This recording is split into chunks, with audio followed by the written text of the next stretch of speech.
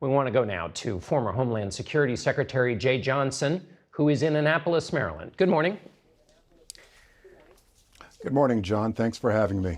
Mr. Secretary, let's start with Afghanistan. You were the Secretary of the Department of Homeland Security, which was created after a terrorist attack that was born in Afghanistan. Give me your assessment of the situation there now, and if it still has the possibility to harbor terrorism in the way that people worried about 20 years ago. Well, in many respects, much has changed in Afghanistan and much has stayed the same.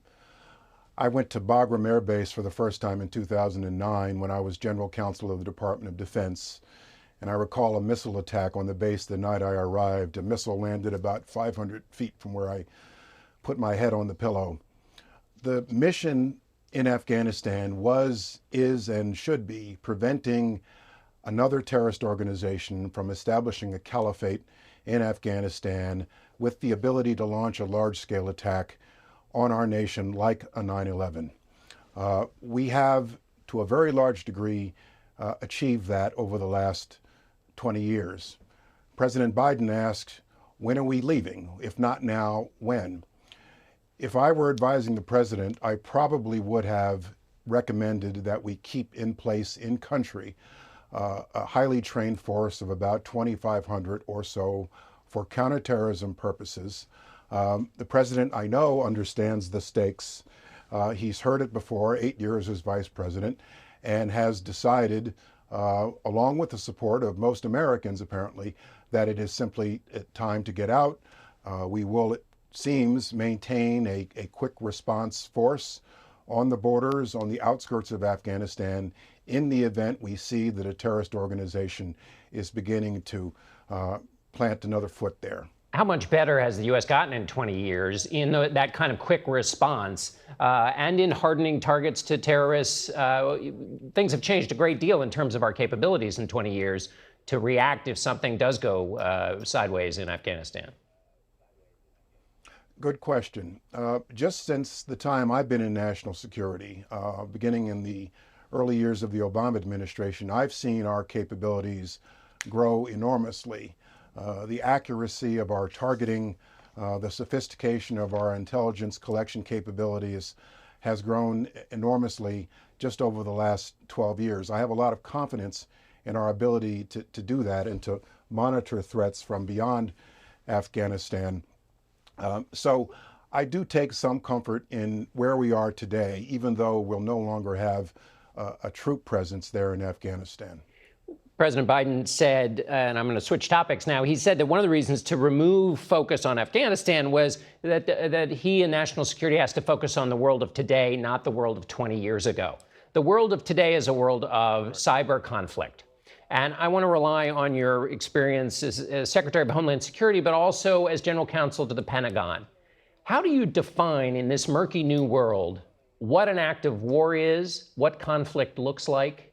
How should we think about this? Good question. You have to look at it in four categories. One is basic surveillance, traditional spying. And though we cannot minimize it, there is an aspect of all's fair among thieves when you're dealing with surveillance, reconnaissance, and spying.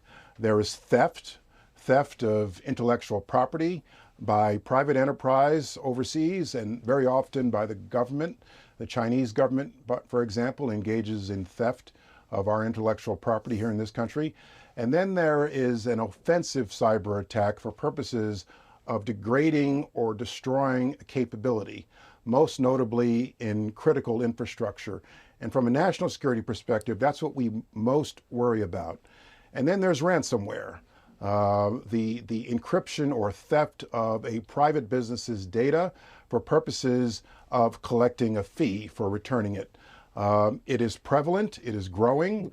They are devilishly clever by implanting malware, for example, in the software used to promote cybersecurity. And so this obviously is a big priority right now for the administration, and I'm quite sure that they're weighing a number of options on how to deal with it. I'm sure President Biden is thinking now, I'm 6 months into my presidency, and this is a test for me. And he's drawn a very public red line with Vladimir Putin and that government. And I'm sure they're weighing the options about what to do right now. We cannot afford to do nothing. Sorry about the earpiece. Let me ask you about that. Yeah, they're a devil, those earpieces. Let me ask you about that red line that the president drew, because it makes those categories you drew murky. He has told Vladimir Putin that he knows these ransomware attacks are coming from within Russia, and he will essentially hold the Putin government responsible for that. So you've been in the national security meetings, in the Situation Room. The president had a national security meeting this week on this, and he talked with President Putin. Give us a sense of what you think some of the options are he's considering as he manages this murky world. My educated speculation is that they're probably presenting to the president a diplomatic option, expelling diplomats. They're probably presenting to the president an economic option, the Treasury Department sanctioning additional Russian officials, and they're probably presenting to the president something in the nature of a military option through some combination of U.S. Cyber Command, NSA, our intelligence community. They may be weighing an option of a cyber response proportionate in nature to degrade the capability of those in Russia to engage in this attack.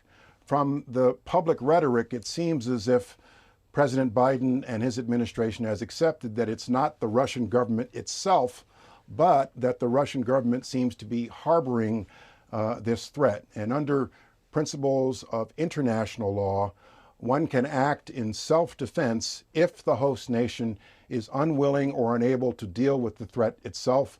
That was the international legal basis for us going into Pakistan to get Osama bin Laden, for example, 10 years ago. All right, Secretary Johnson, thank you so much for being with us. We appreciate your help on this issue.